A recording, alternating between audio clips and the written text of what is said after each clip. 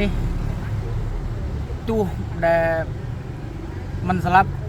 ក៏ពិបាកនឹងយកឈ្នះអូនស៊ីនួនដែរព្រោះអូនស៊ីនួនគាត់ល្អហើយអាវុធគ្រប់គ្រឿងទៅអាចជឿជាក់ទៅលើសុខាប្រមាណ%ដែរសម្រាប់សម្បត្តិបើសម្រាប់ខ្ញុំមើលតែគាត់អាចថាតាំងមកតាំងដោយលើកមុនអញ្ចឹងតែគាត់ថាភាគរយឈ្នះគឺយើងមើលអត់ទាន់ឃើញព្រោះការប្រកួតគាត់លើកមុនគឺគាត់អាចថា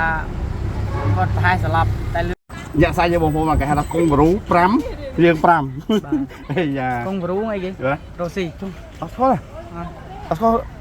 កុងបរូនឹងអីកុងបរូអូស្លីអីខាងអូស្ត្រាលីខាងអូស្ត្រាលីអូអីក៏វាយដែរឲ្យតែគីឡូត្រូវឲ្យគីឡូត្រូវ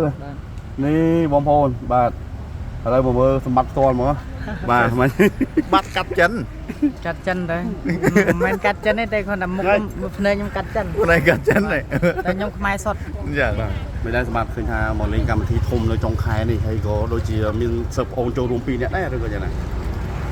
អត់ដឹងដែរបើតាមបញ្ជាក់ពីលោកគ្រូមកទៅក្លឹបហ្នឹងមិញដូចជាមាន3នាក់ទាំងអស់បាទមានសម្បត្តិហើយដូចជាមានបើមិនពេលតិចទៀតគ្រូតូចហើយជាពិសេសនោះគឺអ្នកតារាមខ្សែក្បាត់អូបាទដល់ថ្ងៃឡើងលេខយកលេខ1លេខ2អីមិនដឹងលេខ1លេខ2សម្បត្តិមើលបង្ហាញអារម្មណ៍ទៅមើលពេលដែលសុខាគាត់ឡើងមកដល់វគ្គផ្នែកប្រនហើយប៉ះជាមួយនឹងអូនស៊ីនួនទៀតហើយ2អ្នកនេះធ្លាប់ជួបគ្នាម្ដងហើយបាទលទ្ធផលគឺថាសុខាគឺគាត់បបងការប្រកួតចោលហើយសម្រាប់ការជួបគ្នាលើកទី2នេះវគ្គផ្នែកប្រនហើយតារាផ្សាយក៏បានទៀតមើលទៅអាចជឿជាក់ទៅលើសុខាប្រមាណ%ដែរសម្រាប់សម្បត្តិបើសម្រាប់ខ្ញុំមើលតែគាត់អាចថាតាំងមកតាំងដោយលើកមុនអញ្ចឹងតែគាត់ថា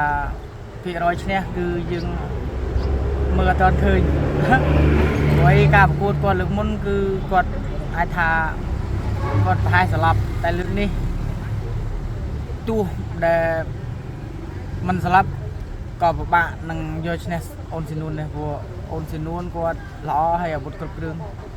ជាពិសេសក្នុងបាក់វាយរបស់គាត់ទាត់ល្អជុំមេថាគូនេះតាំងតឹងហ្មងតឹងខ្លាំងណាស់បាទភាគរយយើងអាចថាបើខាងខ្ញុំវិញភាគរយសឹងតាមើលអត់ដល់ឃើញមើលជុំអត់ទេនេះអ្វីដែលសម្បត្តិគាត់មើលឃើញមែនប៉ុន្តែអ្វីដែលចាក់ស្ដែងលើការខំប្រឹងប្រែងវឹកហាត់និងការត្រៀមខ្លួនព្រោះនៅយូរដែរបាទនៅចុងខែវាខ្ទង់10ថ្ងៃទៀតណាបាទខ្ទង់10ថ្ងៃទៀតអញ្ចឹងអាចនឹងចុះមើលទៅអាចសម្បត្តិទៅវិញពេលគាត់វឹកហាត់ហ្នឹងមើលអាចចុចចំណុចសំខាន់អ្វីខ្លះទេសម្រាប់ឲ្យគាត់នេះមើលទៅបាទបងសម្រាប់ខ្ញុំគឺចាំមើលទៅវិញជាក់ស្ដែងបងព្រោះការចំណុចរបស់យើងបង្ហាត់នឹងនេះយើងមិនអាចបង្ហាញបានគាត់ថាយើងនឹងមានអ្វីដែលជាបទពិសោធន៍របស់យើងនឹងបង្ហាញទៅសិស្សប្អូនដើម្បីឲ្យគាត់ចុចកលឹះឲ្យចំនិងឲ្យគាត់មើលពីចង្វាក់ដៃគូរបស់គាត់បាទប៉ុន្តែងាកទៅមើលអូនស៊ីនួនសម្រាប់សម្បត្តិមានឃើញចំណុចខ្សោយអូនស៊ីនួនខ្លះអូនស៊ីនួនបើមើលបាទចំណុចខ្សោយរបស់គាត់ព្រោះការចង្វាក់វាយរបស់គាត់ល្អហើយគាត់គ្រប់គ្រឿងជាពិសេសចេញចូលគឺយើងអាចថាមើលអត់ឡៃណាត់ទោះហ៎អូតែមិនមកចប់ហ្មងតែមែនតើអាចថាពេជ្រសុខាឥឡូវការចាប់របស់គាត់មិនដែរពួកអីអូនស៊ីនួនគាត់មិនប្រកាយចាប់ទេការចាប់របស់សុខាយើងអាចថាគាត់ល្អជាងមុនមើលកាលវាយមួយដែលភក្តីដលីនបាទភក្តីដលីនគឺគាត់ចាប់ល្អហើយវាយចេញចូលក៏គាត់គ្រាន់បើចុះបើមើលឃើញចំណុចស៊ូអាចថា5ទឹកពេជ្រស៊ូខាងណាលើជាងសម្បត្តិមើលទៅបើស៊ូខ្ញុំអាចថាអូនស៊ីនួនរឿងស្ទើរជាងសុខាអីយ៉ាចឹងខ្ញុំអត់មើលទាំងអស់គ្នាមើលអស់គ្នាបងអត់ស្រួលទេគូនេះសំបីថាកបីប្រៃពេជ្រសម្បត្តិថាអត់តន់ឃើញអត់គាត់តន់ឃើញ%លេចឡើង